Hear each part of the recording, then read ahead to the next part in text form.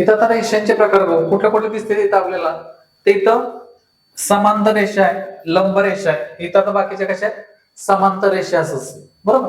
मग समांतर रेषा दिसतात. समांतर म्हणजे काय असते, तर काय होतं, ती रेषा काय होती, एकमेकांना छेदत नाही. म्हणजेच काय होतं, तर ह्या दोन्ही मधलं अंतर कसं राहील, काय समानच राहील. आता इथं लंब रेषा म्हणजे काय, तर एक अशी रेषा आहे, त्याला काय रेषा आहे, उभी रेषा. मग लंब रेषेत जो काय कोन म्हणतो तो किती अंशाचा असतो, काय तर तो 90 अंशाचा कोन असतो, लक्षात ठेवायचं.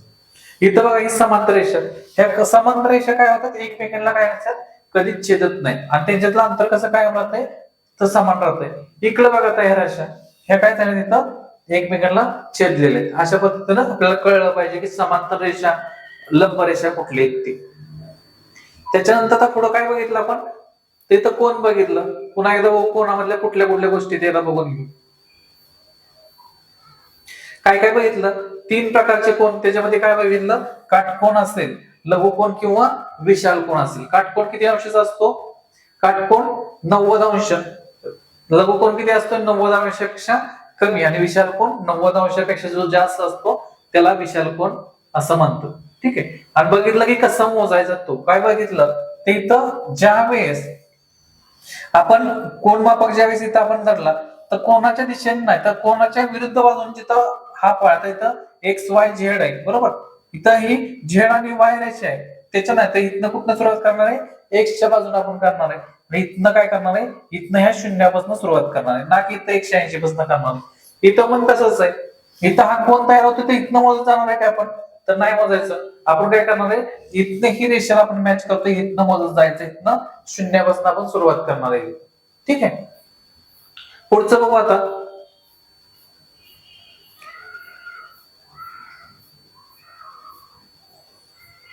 आता वर्तुळ. आता वर्तुळामध्ये काय काय आपल्याला गोष्टी माहित पाहिजे. तर वर्तुळ कसं आहे, तर वर्तुळामधले कुठल्या कुठल्या यातलं, तर काय हा पी म्हणजे काय म्हणतात त्या बिंदूला, तर काय म्हणतो आपण त्याला, केंद्रबिंदू असं म्हणतो. बरोबर. हा पी काय एक केंद्रबिंदू आहे. त्याच्यानंतर त्यातलं काय काय माहित पाहिजे, त्रिज्या असेल, जीवा असेल आणि व्यास, ह्या महत्वाच्या काय वर्तुळाच्या त्यातल्या गोष्टी. मग काय असतंय, ह्याला काय म्हणलं आपण पीला, तर ह्या पीला काय म्हणलं, ह्या बिंदूला आपण तर वर्तुळ केंद्र असं म्हणलं. आणि हा पी एम काय आहे, तर वर्तुळाचा बिंदू आहे. मग लक्षात ठेवायचं, वर्तुळ केंद्र आणि वर्तुळ बिंदू यांना जोडणाऱ्या रेषेला काय म्हणायचं, त्रिज्या असं म्हणायचं. काय म्हणायचं, वर्तुळाची त्रिज्या असं म्हणायचं. त्याच्यानंतर पुढं काय आलं, इथं बघा आता, इथं वर्तुळ केंद्र आहे आणि हा एम आणि एम बिंदू आहे. मग एम आणि एन ला बिंदू जोडतो, याला मग त्रिज्या म्हणणार आहे का, तर नाही म्हणणार. का नाही म्हणणार, तर त्रिज्या म्हणजे काय असते, तर वर्तुळ केंद्राला जोडलेली पाहिजे. म्हणजे वर्तुळ केंद्र आणि वर्तुळावर बिंदू. इथं वर्तुळ केंद्र दोन्ही बिंदू जोडले, बरोबर, तर इथं जोडलाय का, इथं काय जोडलं, वर्तुळावर 2 बिंदू. मग वर्तुळ केंद्रात गेली रेषा ती, तर नाही गेलेली. मग याला काय म्हणायचं, जीवा असं म्हणायचं. आणि राहिला तर व्यास. मग व्यास काय असतो, व्यास हा सुद्धा एक काय असतो, जीवा. जीवा कशाला म्हणायचं, तर वर्तुळ केंद्र, वर्तुळावर 2 बिंदू त्यांना जोडणारी रेषा म्हणजे काय असती, जीवा असते. मग जीवा आणि व्यास मध्ये फरक काय, तर जीवा काय असते, ती वर्तुळ केंद्रात जात नाही. मग व्यास काय असतो, व्यास म्हणजे जीवा असते, पण काय असतं, ती कुठनं जाते, तो वर्तुळ केंद्रात जाते, म्हणून त्याला काय म्हणलं जातं, व्यास म्हणलं जातं. मग आता इथं बघा काय सांगितलंय, वर्तुळ केंद्रातून जाणाऱ्या जीवेला वर्तुळाचा व्यास असं म्हणतात. बरोबर. मग इथं पी काय आहे, वर्तुळ केंद्र आहे. मग हे ए बी कुठनं गेली, वर्तुळ केंद्रात गेली. मग ही काय झाली, जीवा पण झाली आणि व्यास पण, म्हणजे दोन्ही पण म्हणू शकतो. जीवा काय बघितलं, तर इथलं हा 2 पॉईंट कुठले पण आपण जोडले तर ते जीवा होऊन जातं. वर्तुळ केंद्रातून जात असेल 2 बिंदू जोडले तर ते काय होणार आहे, व्यास असं होणार आहे. आता वर्तुळ काढण्यासाठी कशाचा वापर आपण करतो, तर कंपास. कंपास मध्ये काय करायचं, पेन्सिल, आणि आपण असा गोल फिरून काय करतोय, तिथं वर्तुळ काढतोय. बघा इथं कशा पद्धतीने काय करायचंय, पेन्सिल कशा पद्धतीने लावायची, कशा पद्धतीने आपल्याला वर्तुळ काढायचंय, इथे हे आपल्याला दिलेलं आहे.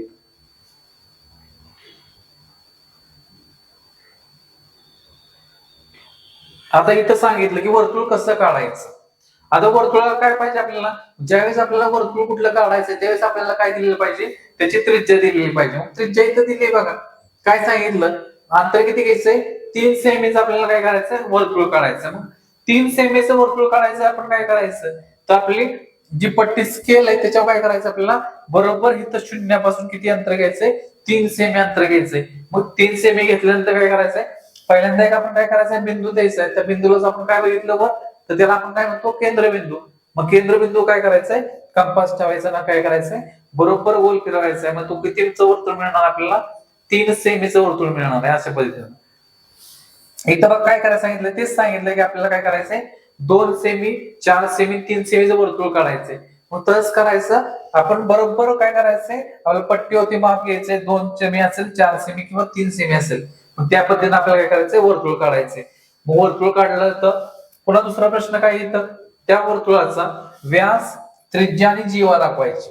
आपल्याला काय करायचंय, व्यास, त्रिज्या आणि जीवा काढायची. बरोबर, इथं बघू आपण. जर समजा आपण काय केलं, एक असं वर्तुळ काढलं, हे वर्तुळ काढल्यानंतर काय दिलं, समजा पी तिला काय दिलं, पी काय असणार आहे, पी त्याचं काय असेल, तो वर्तुळ केंद्र असेल. आणि इथं त्रिज्या काय असते, तर ही ज्या वेळेस वर्तुळ केंद्रात काय होते, याला नाव क्यू देऊ, ही काय झाली आपली त्रिज्या झाली. त्याच्यानंतर समजा इथं आपण वर्तुळ केंद्र कुठलेही 2 बिंदू जोडा, समजा इथं नाव देऊ आपण एम आणि एन, ही काय राहील, जीवा राहील. आणि वर्तुळ केंद्रात जाणारे परंतु वर्तुळ केंद्रावरील 2 बिंदू जोडणाऱ्या रेषेला काय म्हणतो आपण, तर हे समजा ए आणि बी नाव दिलं, तर हे काय जाणार आहे, तर हे आपला व्यास राहणार. आणि पी क्यू काय राहील, त्रिज्या. मग या पद्धतीने आपल्याला काय करता आलं, कसलं जरी वर्तुळ कुठलं जरी काढलं, तर जरी समजा असं घेतलं आपण, ही जरी जोडलं तर ही काय झाली, आपली जीवा झाली. आणि ज्यावेळेस व्यास व्हायचं तर काय व्हायला पाहिजे, वर्तुळ केंद्रातूनच गेलेली पाहिजे. ह्या गोष्टी आपल्याला माहित पाहिजे. ठीक आहे, पुढचं बघू आता. आता पुढं काय येतं,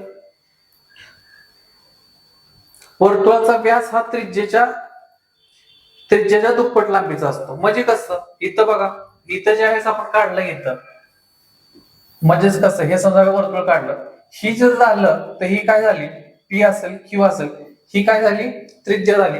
पण हेच मी इथनं, हिचं आपण इथनं इकडे घेतलं, समजा इथं नाव दिलं, तर हे आर क्यू झालं, काय झालं, व्यास झालं. म्हणजे हे बघा, हे याच्या कसं झाली, दुप्पट झालं. म्हणजेच काय सांगितलं इथं आपल्याला, तर वर्तुळाचा व्यास हा त्रिज्येच्या दुप्पट लांबीचा असतो, हे लक्षात ठेवायचं.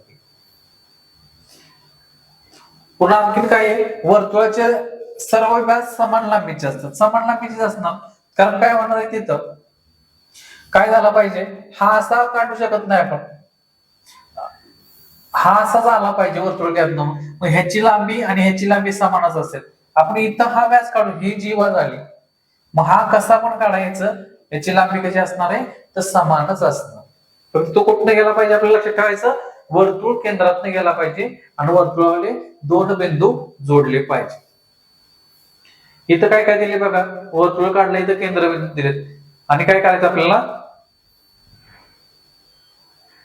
त्रिज्या व व्यास, म्हणजे हे काय करायचं आपल्याला, त्याचं अंतर किती मोजायचंय आणि त्याच्याप्रमाणे आपल्याला मांडायचंय. आणि त्रिज्या किती आहे, इथं बघा, आता समजा ह्याचं जर 3 असेल त्रिज्या, समजा अंदाजे घ्या, याची जर त्रिज्या 3 असेल तर व्यास किती असेल, याच्या दुप्पट असतो. म्हणजे किती असणार आहे बघा, इथं त्रिज्या आहे काय, ते 2 आहे. इथं जर याचा त्रिज्या जर 3 असेल, याचा व्यास किती असणार आहे, 6. ह्याचं समजा 5 असेल तर किती असणार आहे, 10 असेल. या पद्धतीनं लक्षात ठेवायचं.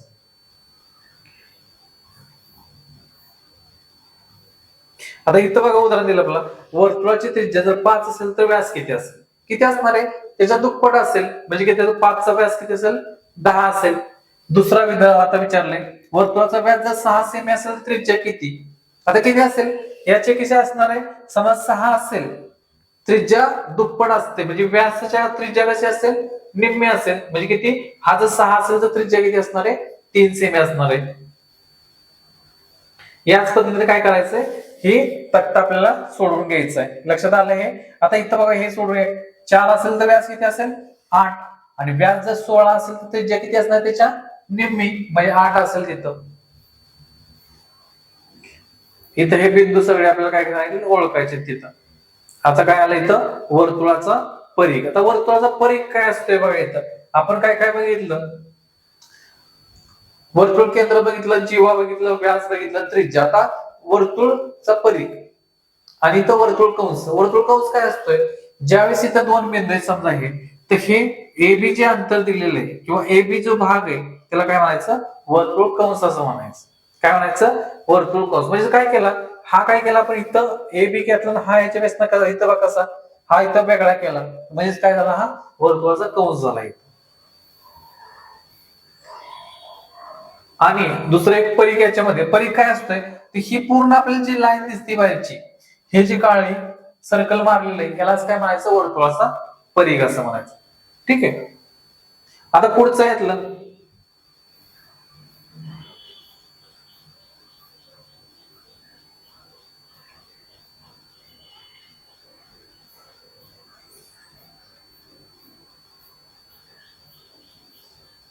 आता याच्यातलं विभाज्य आणि विभाजक. ठीक आहे. पुढचं यातलं काय, विभाज्य आणि विभाजक. मग काय असतं इथे, इथं बघा आता काय काय सांगितलंय, यांचं विभाजक. विभाजक म्हणजे काय असतंय, तर ह्याला किती ना भाग जाईल, कुठल्या कुठल्या संख्येनं जाईल भाग इथं. आता म्हणजे काय, तर 8 कुठल्या कुठल्या संख्येच्या पाड्यात येतील हेच ओळखायचंय फक्त. याच पद्धतीने आपल्याला करायचंय, याचे विभाजक कसे येतील. आता पहिल्यांदा बघू इथं काय काय दिले आपल्याला. इथं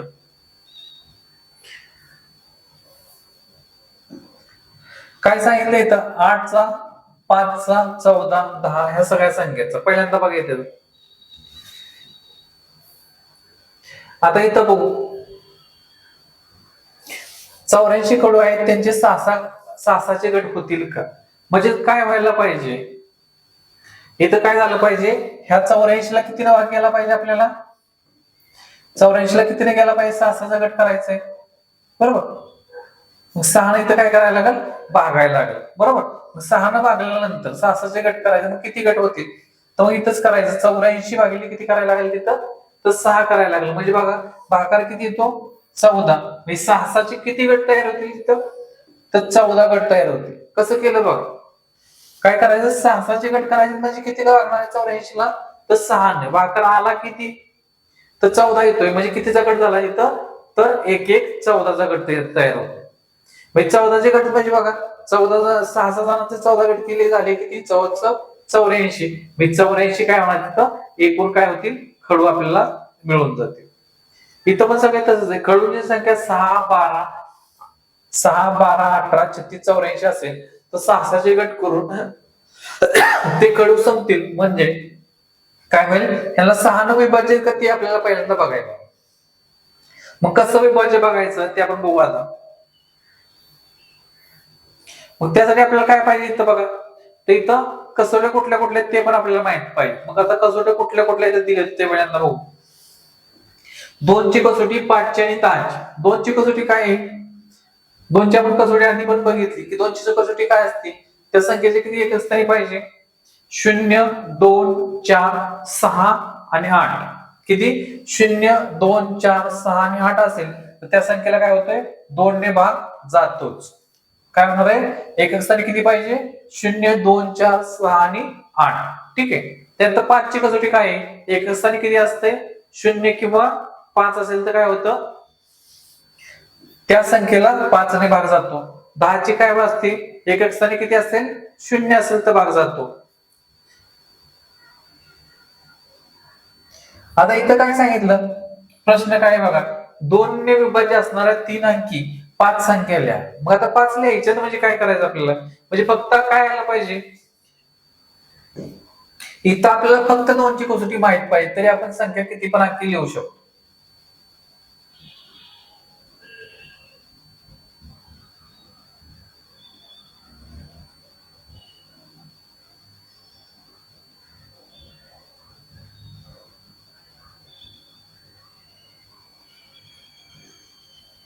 काय माहित पाहिजे आपल्याला, फक्त आता काय सांगितलं, 2 ने विभाज्य 3 अंकी संख्या.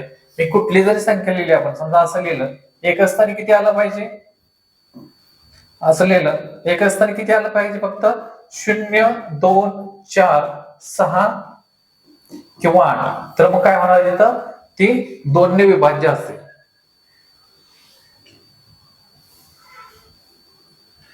तसंच आहे सगळ्यांचं. 5 नसेल तर काय करायचं, एक स्थानी किती आले पाहिजे, 0 किंवा 5. 10 ने विभाज्य म्हणलं किती आलं पाहिजे, एक स्थानी 0 पाहिजे एक स्थानी. अशा पद्धतीने आपल्याला त्या संख्या शोधायची. आता मग काय दिलं इथं, कितीने विभाज्य ती आपल्याला शोधायची. आता इथं 15 आहे, 15च्या एक स्थानी आहे किती 5, मग 5 न 2 न भाग जाणार आहे का, जाईल का 2 न, तर नाही जाणार. का नाही जाणार, ते एक स्थानी 5 आहे, आपल्याला 2 न जर भाग जायचं एक स्थानी किती पाहिजे, 0, 2, 4, 6 आणि 8 पाहिजे. इथं आहे का नाही, त्यामुळे इथं काय बघा केलंय, तर चूक असं केलंय का कॅन्सल, इथं नाही भाग जाणार असं दिलंय. इथं 5 न जाईल, कारण का तर एक स्थानी जर 5 न भाग जायचं किती पाहिजे, 0 किंवा 5, इथं 5 येत म्हणजे भाग जाईल. 10 ने भाग जाईल का इथं ह्या 15ला, तर नाही जाणार. का तर 0 एक स्थानी नाही यायच्या, मग भाग नाही जाणार. इथं 30च्या बाबतीत बघा, 30च्या बाबतीत जाईल का भाग इथं, तर 2 न भाग म्हणलं 0, एक स्थानी किती 0 म्हणजे ह्याला भाग जाईल, ह्याला 5 न जाईल का, तर हो, एक स्थानी किती आहे 0 म्हणजे जाणार आहे. इथं पण 0 म्हणजे जाणार, म्हणजे तिन्ही काय होणार इथं 30 ने तिन्ही पण संख्यांना भाग जाणार. याच पद्धतीने काय करायचंय, ह्या बाकीच्या आपल्याला संख्या बघायची, ही एक बघून घेऊ अजून एक, मग बाकीच्या काय करायचं तुम्ही सोडवायचे. इथं एक असताना 5 आहे म्हणजे 2 न जाईल का, तर नाही जाणार. इथं 5 आहे म्हणजे ह्या जाईल, इथं 5 आहे तर मग जाईल का 10 न, तर नाही, म्हणजे फक्त जाईल कुणी तर 5 न जाईल. अशा पद्धतीने काय करायचंय भाग जाईल. म्हणजे इथं काय करणार आपण, इथं चूक येईल आणि इथं पण चूक येईल. ठीक आहे, याच पद्धतीने काय करायचंय पुढचे. इथं बघ काय केलं, आता संख्या आणि विभाजक म्हणजे काय करायचं इथं, आता बघा 2 ला कुठल्यानं भाग जातोय, 1 न आणि 2 न, 3 ला 1 आणि 3, 4 ला 1 न पण जातो, 2 न पण आणि 4 न पण. आता 5च्या बाबतीत किती नाही, 1 येईल. प्रत्येक वेळेस लक्षात ठेवायचं की 1 काय होणार आहे, प्रत्येक वेळेस 1 येणार असेल, सगळ्या संख्येला 1 न भाग जातो. म्हणजे इथं किती येणार आहे, 1 आणि 5. इथं किती येईल, 1, 2 आणि 3 आणि 6 अशा संख्या येतील तिथं. म्हणजे स्वतःची ती संख्या ती येणार आहे. म्हणजे दोन संख्या कुठल्या कुठल्या येणार आहेत काय माहिती आपल्याला, तीच संख्या आणि कुठली येणार आहे आणि 1, आणि बाकीच्या मग इथं बघ किती किती ना, 6 ला 1 न जाईल, 2 न जाईल, 3 न जाईल आणि 6 न जाईल. अशा पद्धतीने काय करायचं विभाजक आपल्याला काढायचे. आता पुन्हा मूळ संख्या काय असते, तर मूळ संख्या बघितली तर आपण पुन्हा एकदा बघू की मूळ संख्या काय असते. तर मूळ संख्या म्हणजे काय असते, ज्या संख्येला एक किंवा त्याच संख्या ज्या भाग जातो किंवा तेच विभाजक असतात त्याला काय म्हणायचं, मूळ संख्या असं म्हणायचं. संयुक्त संख्या कशाला म्हणायचं, ज्या संख्येचे 2 पेक्षा जास्त विभाजक असतात ती संख्या काय असते संयुक्त. म्हणजे आता 6 समजा घेतला आपण, आता पहिल्यांदा मूळ संख्या बघू. मूळ संख्या कसं झालं, समजा 2 असेल, 3 असेल, 5 असेल, त्याला काय होणार आहे, 5 समजा घेतला आपण तर 5 ला फक्त 1 आणि 5 नच भाग जाईल. म्हणजे 1 आणि त्याच संख्येनं भाग घ्या, दुसऱ्या संख्या कुठल्या संख्येनं भाग जाणार नाही. मग 6 चा विचार करता 6 ला किती कितीनं बघितलं आपण, 1 न जाणार आहे, 2 न जाणार आहे, 3 न जाणार आणि 6 न सुद्धा जाईल. म्हणजे 6 कशी झाली, ही संयुक्त संख्या झाली. म्हणजे थोडक्यात सांगायचं तर मूळ संख्या सोडून ज्या संख्या आहेत त्यांना काय म्हणायचं, संयुक्त संख्या असं म्हणतात. इथं फक्त काय आहे, एक ही संख्या संयुक्त ही नाही आणि मूळ ही नाही. ही एकच्या बाबतीत आपल्याला काय करायचंय लक्षात ठेवायचंय की एक कशी आहे, संयुक्त ही नाही आणि मूळ ही नाही. मग याच्यानंतर हे सगळं काय करायचंय, हे आपलं झालेलं आहे. मूळ संख्या कुठल्या कुठल्या काय काय ते बघून घ्या. इथं फक्त विचारलंय कुठल्या आपल्याला 1 ते 20 पर्यंत काय करायच्या मूळ संख्या. मग 1 ते 100 पर्यंत काय करायचं मूळ संख्या आपल्याला बघून झालेलं की मूळ संख्या कुठल्या कुठल्या. पुन्हा 1 ते 20 च्या आपण बघून घेऊ फक्त. 1 ते 20 च्या मूळ संख्या म्हणजे प्रश्न आहे त्याप्रमाणे काय झाले. मग 1 ते 1 काय सांगितलं, मूळ पण नाही आणि संयुक्त पण नाही. मग इथं कुठल्या कुठल्या येणार आहेत, 2, 3, 5, 7. आता 9 आहे का, तर नाही, तर 9 ला भाग जातो. त्याच्यानंतर 11, 13, 17 आणि 19 ह्या कुठल्या झाल्या 1 ते 20 दरम्यान झाल्या. मग काय करायचंय तुम्ही, तर 1 ते 100 पर्यंतच्या मूळ संख्या कुठल्या कुठल्या आहेत. मग मूळ सोडून काय होतं, तर ज्या असतील ते कुठल्या असतील संयुक्त संख्या असतील हे लक्षात ठेवायचं. त्यासाठी आपल्याला मूळ संख्या पाठ पाहिजे. 1 ते 100 पर्यंतच्या मूळ संख्या सगळ्या आपल्याला माहित पाहिजे. ठीक आहे, इथं बघा आता ह्या बाकीच्या संख्या काय करायच्या, समूळ संख्या असतील किंवा जोडमूळ. या आपण जोडमूळ कशा बघितल्या होत्या, ज्या जोडीने येतात त्याच्यामध्ये फक्त काय आहे, एकच संख्येमध्ये असेल त्याला काय म्हणतो आपण जोडमूळ असेल. इथं मूळ संख्या कशा शोधायच्या ते आपल्याला इथं पद्धत सांगितलेली. पण आपल्याला काय माहित पाहिजे, तर मग ह्या लक्षात ठेवायचं. इथं दिले आहेत आपण काय करायचं, एक याच्यामध्ये येणार नाही, बाकीच्या सगळ्या गोल केलेल्या संख्या त्या काय करायच्यात एका ठिकाणी सगळ्या मांडून घ्यायच्यात, म्हणजे आपल्याला काय होतील मूळ संख्या सगळ्या पाठवतील.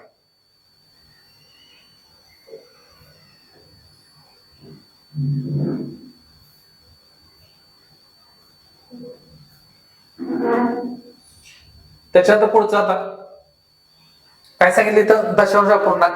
मग दशांश अपूर्णांक कसं ओळखायचं, तर जिथं काय दिलेलं असतंय पॉईंट असतो तो काय असतोय दशांश अपूर्णांक असतोय. बघा इथं आता दशांश अपूर्णांक काय म्हणायचं, ज्या अपूर्णांकाचे छेद 10, 100, 1000 किंवा 10च्या पटीने असतील तर त्याला काय म्हणायचं दशांश अपूर्णांक असं म्हणायचंय. बघा आता दशांश अपूर्णांक कसं लिहायचंय, अपूर्णांक इथे दिलेत बघा, इथं काय दिलंय 5/10 हा काय झाला अपूर्णांक. मग त्याचा दशांश अपूर्णांक करायचा तर काय करायचंय की जेवढे शून्य असतील काय करायचंय, जेवढे इथं आता इथं बघा 10 दिले म्हणजे शून्य किती आहेत तर एकच शून्य. ह्या 5च्या आधी काय करायचं आपल्याला एक दशांश स्थळ द्यायचं. म्हणजे कसं बघा इथं, म्हणजे इथं शून्य किती आहे एकच आहे, मग इथं दशांश स्थळ कुठे द्यायचंय इथं द्यायचंय. इथं किती शून्य आहेत 2 आहेत, मग इथं 1 आणि 2 नंतर काय द्यायचंय दशांश स्थळ. इथं पण 2 आहेत, मग इथं द्यायचं आहे का तर नाही द्यायचं. कुठे द्यायचं इथं 1 आणि 2, म्हणजे इथं दशांश स्थळ कुठे येईल इथं असं 2.85 असं काय होईल आपला दशांश अपूर्णांक होईल. अशा पद्धतीने करायचंय ते.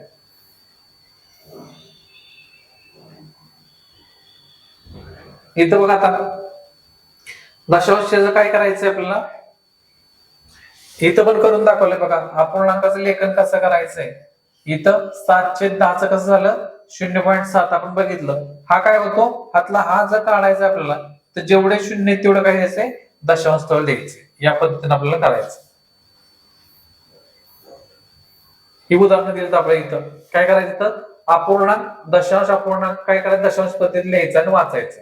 ठीक आहे, मग कसं लिहिणार आहे इथं, इथं कसं करायचं बघा. इथं कसं होईल 14/10 म्हणजे काय होणार आहे 1.4 असं होईल. म्हणजे कसं करायचंय बघा इथं,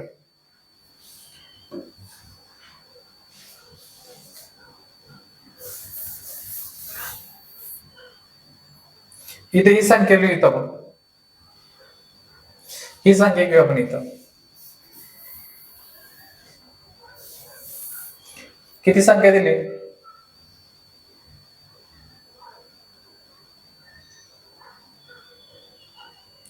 5.3/10 अशी दिली. मग ह्याच जरी पूर्णांकात रूपांतर केलं आपण अपूर्णांकात पूर्णांक अपूर्णांकात तर झालं 5×3 = 50 आणि 53/10 म्हणजे किती आला इथं 5.3 असं आला. कसं करतोय आपण इथं फक्त दशांश स्थळ. मग कसं होईल इथं, किंवा डायरेक्ट कसं करायचं हा 5 पूर्णांक लिहायचा इथं दशांश स्थळ द्यायचं, जेवढे शून्य इथं असं केलं 5.3 असं आला इथं बरोबर. मग अशा पद्धतीने काय करायचंय इथं का आता इथं किती इथं काय होईल फक्त 0.8 येईल इथं, कारण एकच इथं आहे. खाली छेदामध्ये किती आहे एकच शून्य ते एकच दशांश स्थळ येईल. या पद्धतीने काय करायचंय आपल्याला दशांश स्थळ द्यायचं. इथं हे वाचन कसं करायचं 7.5 7.005 अशा पद्धतीनं वाचन करायचं. आणि हे आता काय करायचंय सगळ्यांचं काय करायचंय दशांश अपूर्णांकात रूपांतर करायचंय. आता इथं बघा एक करून घेऊ आपण. इथं काय दिलंय 5/100 दिलंय, तर काय करायला सांगितलं की जेवढे शून्य असतील तेवढे दशांश स्थळ घरं मोजून द्यायचे. म्हणजे बघा इथं इथं 5 आहे तर मग इथं दशांश स्थळ देणार आहे का तर नाही का, आपल्याला काय करायचं 2 घरं मोजायचे. हे आणि जर त्याला नसेल तर शून्य द्यायचं आणि मग दशांश स्थळ द्यायचं. म्हणजे किती झाले 0. किंवा 0.005 अशा पद्धतीनं आपल्याला तयार होईल. इथं आता बघा काय होईल, इथं अजून हे बघू 453/100 म्हणजे संख्या किती झाली तिथं. मग दशांश स्थळ काय सांगितलं 2 शून्य मध्ये दशांश स्थळ किती आहे तर 2 4.53 अशा पद्धतीनं उत्तर येईल त्याच.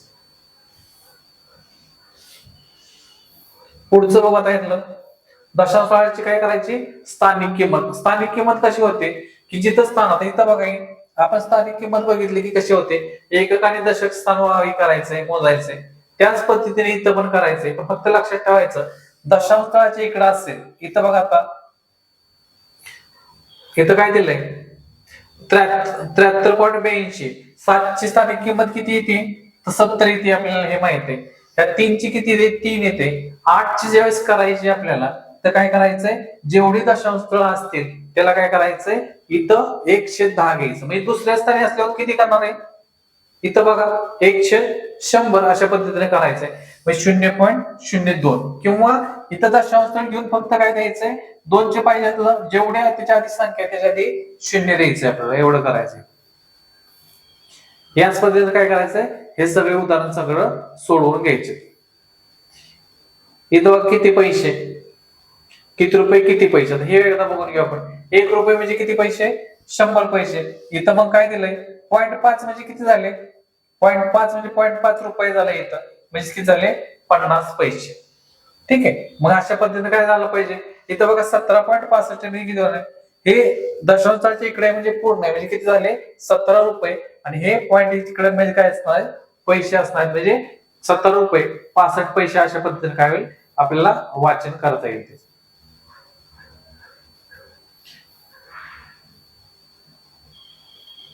इथं काय आता पाव असेल पाऊण असेल किंवा 1.25 पाव कसा असतोय 1/4 म्हणजे 0.25 म्हणजे किती असते आपलं पाव असते. पाऊण म्हणजे किती असते 0.75 म्हणजे कुठलं जरी असेल पाव एकदा एकदा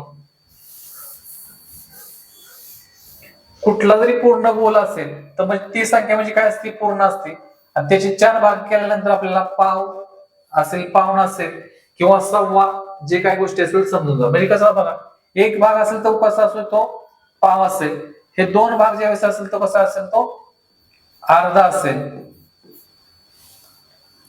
काय असेल तो 2 भाग म्हणजे अर्धा असेल. त्याच्यानंतर ज्यावेळेस हा तिसरा भाग म्हणजे हे 3 भाग ज्यावेळेस मिळतील त्यावेळेस काय होईल तो पाऊण असा होईल आणि पूर्ण भाग म्हणजे 1 हे आपल्याला माहिती आहे.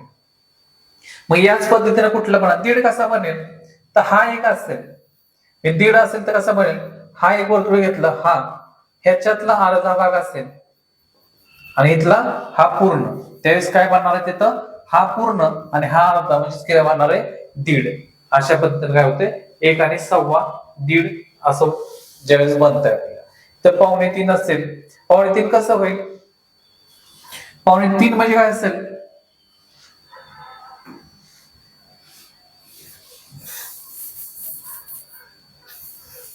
3.25 बघा 1.25 म्हणजे काय असेल 3 आणि हा काय भाग असेल 25. मग त्यासाठी आपल्याला हे माहित पाहिजे इथं 0.25 म्हणजे किती असतोय पाव असतोय कधी 0.50 किंवा 0.5 काय असेल अर्धा असेल आणि 0.75 काय असेल पाऊण असेल. मग कसं होतं लेखन करताना कधी पण 1.75 म्हणजे काय बघायचं इथं तर 1.25 होईल. किती होईल 1.25 ज्यावेळेस 75 आपल्याला म्हणायचं असते ते 1.25 होईल. इथं पुढची संख्या घ्यायची वाचन कसं करायचं याच्या पुढची संख्या घ्यायची आणि त्याला काय घ्यायचं 1.25 असं.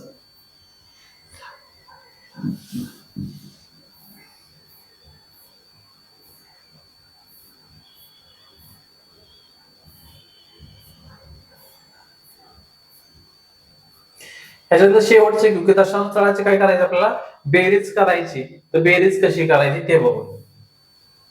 काय करायचंय दशांश स्थळाची बेरीज करताना फक्त एकच गोष्ट आपल्याला लक्षात ठेवायची तिथं की काय करायचंय त्याचं ज्यावेळेस दशांश स्थळ समजा दिलं आपल्याला 2.5 अधिक 4.3 अशा पद्धतीने दिलं असेल तर दशांश स्थळाखाली दशांश स्थळ आला पाहिजे म्हणजे कसं 2.5 अधिक 4.3 बरोबर किती आलं 5 आणि 3 8 4 2 6 आणि दशांश स्थळाखाली दशांश स्थळ द्यायचं म्हणजे किती उत्तर आलं आपल्या इथं 6.8 हे आपलं उत्तर आलं. दुसरी संख्या घेऊ आपण 25.24 अधिक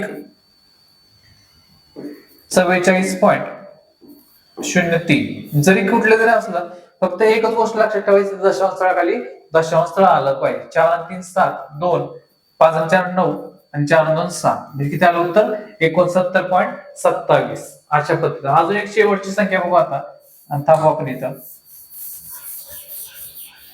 इथं बघा आता असं असेल 2.5 अधिक 44.3 अधिक 212.04 अशा पद्धतीने आपल्याला संख्या दिली यांची काय करायची बेरीज करायची. तर मग काय करायचं असं जरी दिलं तर लक्षात ठेवायचं, दशांश चिन्हाच्या डाव्या साईडला संख्या असते ती पूर्ण असते आणि तिकडची संख्या कशी असते अपूर्ण असते. मग कसं येईल 212.04 पुन्हा 44 पॉईंट, इथं 3 आहे तर 3च लिहायचं, इथं 0 जरी लिहिलं तर किंमत त्याची काय राहणार आहे 30 राहणार आहे. त्याच्या पुढचं लक्षात ठेवायचं, दशांश तळाखाली दशांश तळ आलंच पाहिजे. 2.50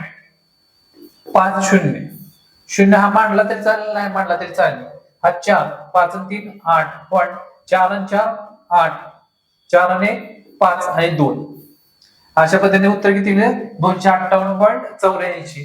फक्त इथं काय कळलं पाहिजे आपल्याला, मांडणी व्यवस्थित जर आली तर उत्तर बरोबर येणार आहे. लक्षात काय ठेवायचं, दशांश तळाखाली दशांश तळ आलंच पाहिजे, तर आपलं उत्तर बरोबर येईल. ठीक आहे, थांबूया आपण इथं.